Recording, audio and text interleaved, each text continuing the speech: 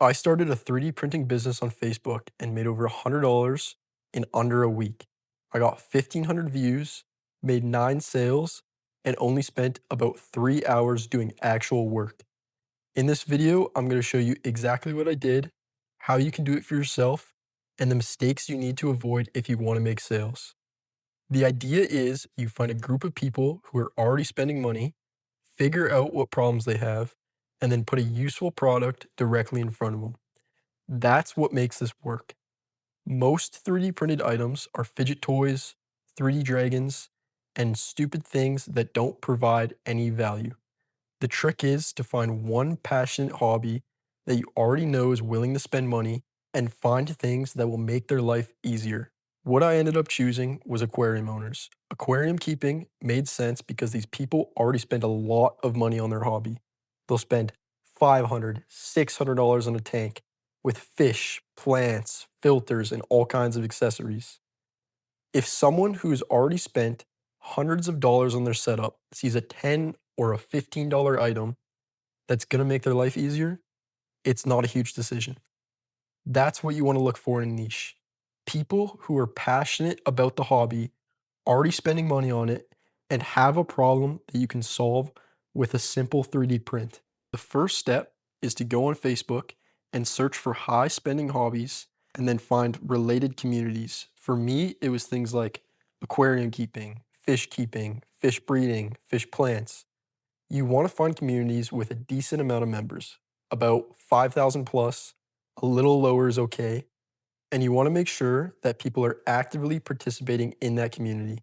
Things like asking questions or showing off their hobby. You don't want it to be just another group of people selling things. And you also want to make sure that you're allowed to sell in that group. After you find about 5 of these groups, save them all for later because we're going to use these to post your listings. Once you have a niche, the next step is finding products. Go on websites like MakerWorld or Printables and search for products that you think will provide value to the people in your communities. Things like aesthetic value, time saving value, some type of value for the people in your niche. I found things like snail traps, feeding tubes, the floating rings that you see all over TikTok, and a bunch of other small accessories that were cheap for me to make, but also provided a lot of value for aquarium hobbyists. Don't choose the smallest, cheapest things that you can find. Look for products that solve a problem, they're cheap to print, because you have to factor in things like if it's worth for the customer to drive to you, or if it's worth for you to even print it in the first place. And most importantly, it has to have a commercial license. If it doesn't have a commercial license, you can't legally sell it. Lots of listings do have a commercial license, but you can also go on a platform like STL Flix and pay $10 or $15, I think it is, and you get rights for a bunch of different designs. You also want products that work together. Once you've started, if you notice that one type of product is doing well, add products that complement it. So if you notice a aquarium tool is doing really well, if you picked my niche, then add more tools or add a tool that helps with that tool. Stuff like that will compound sales. That way, the same person might buy multiple things from you at once. That matters because the hardest part is usually getting someone interested enough to message you in the first place. If they're already looking at your page, it's much easier to sell them another product than it is to completely find a new customer. Once you have about 10 or 15 products found and they check all of these boxes, the next step is listing your products. For something to sell on Facebook, you need to have a good description, a good title, and most importantly, good photos. Personally, I took the photos from the Maker Lab products and I also took some of my own. I then took the description of that product, put it in the ChatGPT, and had it make a more flashy, sellable version with emojis and all of that stuff. I also added at the bottom of every single description that I can deliver for orders over 25. I've had multiple people message me for one product, and I'll tell them I can deliver if they add a little bit more, and usually they do it and I make even more money. Now, probably the most important part of this entire strategy is distribution. You have to spread your product out there so as many people can see it as possible.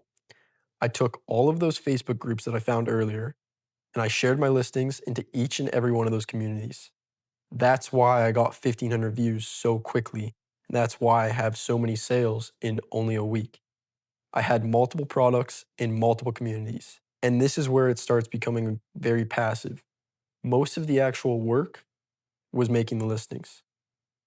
This is where I've gotten to, but there's a lot you can still improve. You could add more products, build bundles, figure out which products sell the best and remove the listings that aren't working, or even make another Facebook account and test a different hobby and different niches. 3D printers aren't automatically a gold mine. The business is the niche, the products you choose, and how you get those products in front of the right people. That's what's important. I already own the printer. It's not a genius idea. It's not my own products. I just had to find people who were already spending money and give them something useful that I can make cheaply. And I think that's the biggest lesson from this entire video. If you want to see more types of these videos and see me test different side hustles and provide proof that they actually work, like I did in this video, comment what you want me to test, subscribe, check out the description, and come back to my page every Thursday for a new video.